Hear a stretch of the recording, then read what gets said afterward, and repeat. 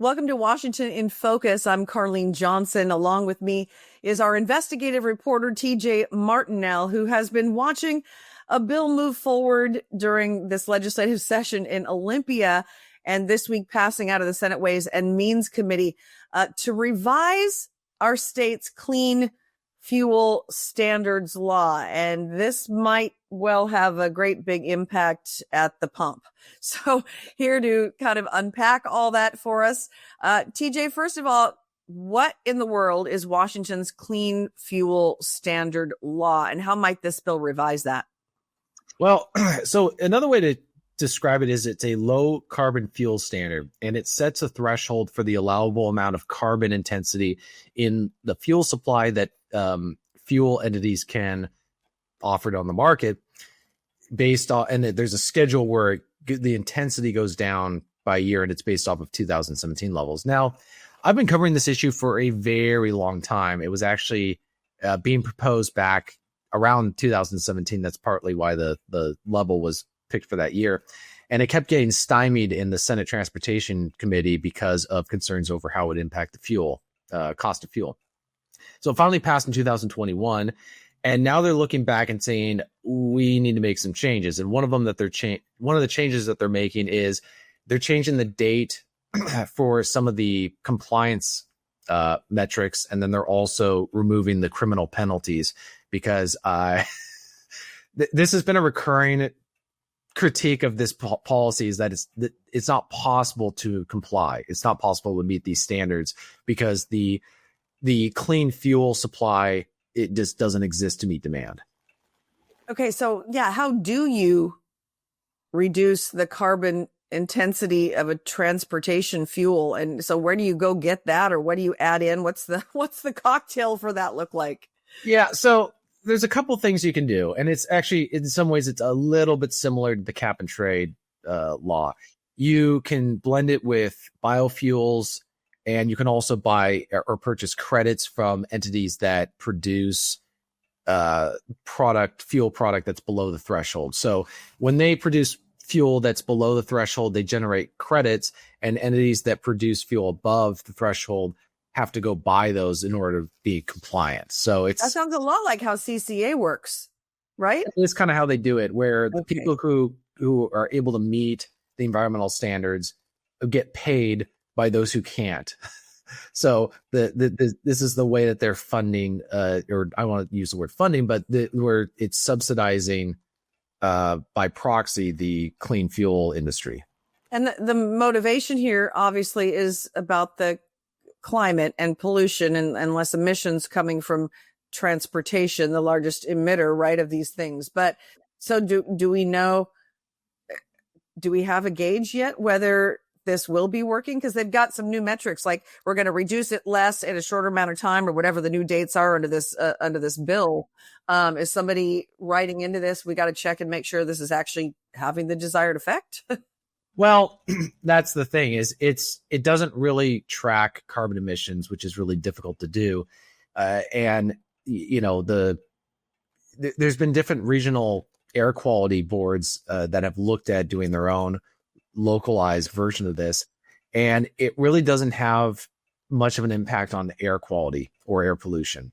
There's other things that are going on that are, like cleaner fuel, greater fuel efficiency, electric vehicles. All this stuff is working towards, improving air quality anyways. So no, it doesn't really, there's no way to know if this thing's actually working. The only thing they can track is whether entities that are subject to it are complying. And the argument being made is that they either can't, or it's going to cost a lot of money to do so, and that cost is going to be passed on to consumers at the gas pump. Yeah, and don't we already have like some of the highest gas prices in the entire country? And what might this do to inflate those even more? Right. So people can and it depends on what the carbon auctions show, but the CCA, many entities have argued, has indirectly affects the price of gas, and it can be as high as 40 cents. Well, this one state lawmaker said could raise gas prices by itself by 40 cents by 2031. Another 40 cents? Yes. So this is something that Washington drivers might have to They may end up with an electric vehicle for whether we want one or not.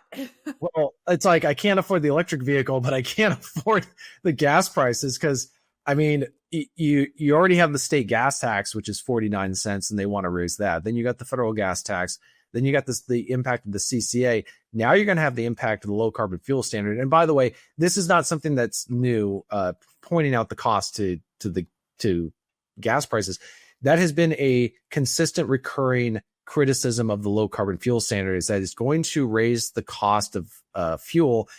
On top of that, and this was one of the major issues with the Senate Transportation Committee when Steve Hobbs was in the chair back when he was in the Senate, is they were looking at the fact that they needed a transportation package, and that was going to obviously they were going to raise the gas tax. The low carbon fuel standard raises and could raise gas prices by 40 cents, and yet not one dime of that increased gas prices is going to go towards a transportation budget. It's not going to go towards transportation spending.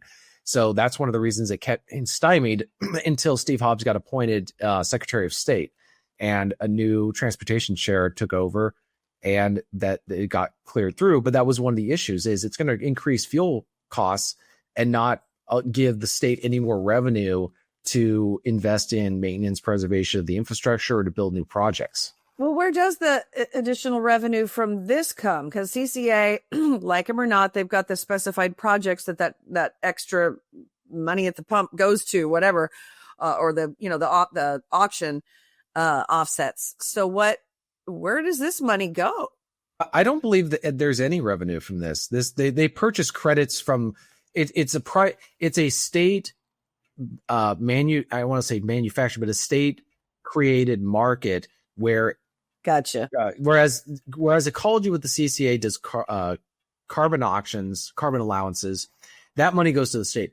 With the low carbon fuel standard, or the clean fuel standard, entities that are not able to comply with the state law have to buy credits from another private fuel provider. So the private fuel providers that are providing clean fuel, they're the ones who are getting money. So it's like I was saying, it's kind of the incentive is there. Yeah. Well, what it's doing is it's giving clean fuel providers money that they otherwise wouldn't have. So in a sense, it's a weird indirect form of government subsidies for an industry, because they're forcing one private entity to pay them because their product happens to comply with state law. So and again, this is why one of the reasons why it kept getting stymied in the Senate Transportation Committees, because the chair was looking at it and saying, we're not increasing the price of fuel by this amount without getting anything in return as far as state revenue, because we already need and this was back before they passed a transportation package, but it's like, we might have to raise the gas tax by 10 cents, 15 cents. And then you got to go explain this to your constituents.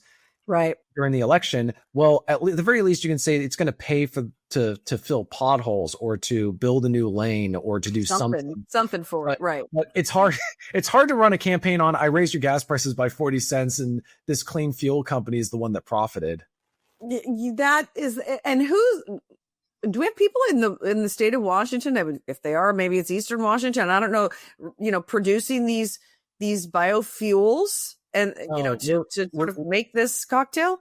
We're completely, as one lawmaker pointed out, we're going to get our fuel from the Midwest. That's where the clean fuel is going to come from. And it also, a lot of industries like truckers and different types of vehicles, they don't do well with these new clean fuels, because they're not, they are very rough on their engines, and they have to repair them more often. They have to replace them more often. It's going to cost them money. So as opposed to clean gasoline or diesel. So these were all the things that were brought up repeatedly, years ago during one of the public hearings for this bill. There was a massive amount of truckers that showed up to say, and people who work with different types of machines and equipment, that said, hey, this is going to either raise the cost, especially for truckers, 40 extra cents a gallon for them is a big deal. And at a certain point, when the price of fuel goes up above a certain amount, it affects the cost of everything else, because everything is dependent on being shipped by truckers. Everything. So that's another thing. Not only are people going to be paying at the gas pump, potentially, if this goes up by 40 cents by 2031, anybody who relies on anything or buys anything that's touched by a trucker or is ever uses trucking to be transported, those costs are going to go up as well. And average gas prices, this week in Washington, like $4.40 or something like that. And then if you are fortunate enough to live in places like, San Juan Islands, where it's like $5.11 or something on average, those poor people. It just seems that we don't have a way out for these escalating gas prices. And you're right. It does force people. I don't have an electric vehicle. I believe in the combustion engine, but it does make you think like maybe I should have a hybrid vehicle or something, because I guess that's their goal. I guess that's the goal. Well, I mean, that is the goal. They're going to ban the sale of new gasoline. They're not going to ban the sale. They're going to ban the registration of new gasoline vehicles in the state starting in a couple of years. And it's already a state goal to electrify, whether or not the technology exists, whether or not it's practical. They've set these goals and now they're trying to pursue them, and they're trying to force the market to shift towards technology that the market itself wouldn't naturally go towards. So it is for a lack of a better term, it is a form of central planning by the state of Washington as far as what the marketplace is going to look like for transportation, as opposed to letting the market and consumers choose what type of vehicle and they want to use for transportation and what type of fuel they want to use for that form of transportation. Well, again, it's second substitute House Bill 1409 that cleared Senate Ways and Means Committee this week, likely to soon get a full floor vote. And does it appear inevitable that this is likely to be signed into law at this point, TJ, from your perspective?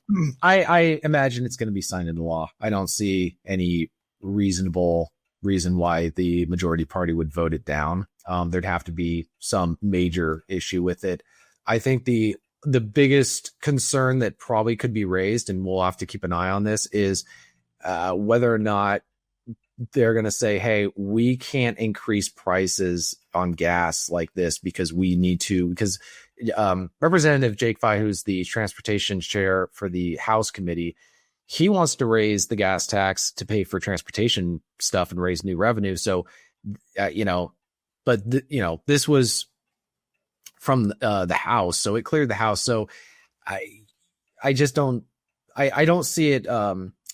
I don't see it being voted down, but at the same time, I do wonder, this is the first, they enacted it. Now they're revising it. So the question is, are they going to come back next year and revise it again when reality doesn't mesh with their expectations? Yeah. And interesting, you mentioned the gas tax too. That came up in the majority leadership media availability this week. And Senator Peterson was asked about that, and he said, well, it's only going to be for the gas tax proposal for transportation, probably another 6 cents a gallon. And people that commute a lot, would just as soon have that extra, happily pay, I think he said, the extra 6 cents a gallon to benefit roads and have potholes repaired and bridges that we can reliably cross. But, you add that on to all these other proposals that are increasing the price of filling up. And I don't know. It's like, I think it's 110 miles round trip when I drive from my home to Olympia and back each day. But I don't know. Maybe I need to get an e-bike or something. I don't know. Well, it's getting out of control. Yeah. Or we can get jetpacks, There we go. There we go. I haven't seen that bill this session. It's going to have to be an electric jetpack. Exactly. It'll just be one giant, battery, like the Energizer Bunny, Well, I don't know. We better hurry up and get those from China while we've got the reprieve on the Trump tariff. We got 89 days and counting or something. I don't know. Or Washington State can build a battery plant here, to reduce carbon emissions. I don't know. Oh, goodness. There's so many possibilities. Well, I know you're going to be watching again House Bill 1409 as it moves forward. And TJ, I appreciate your coverage of such an important issue. I know it gets a little like in the weeds for people, but thank you for kind of breaking it down and simplifying it for us. So For our readers who'd like to know more, follow TJ's stories at thecentersquare.com. I'm Carlene Johnson for Washington in Focus.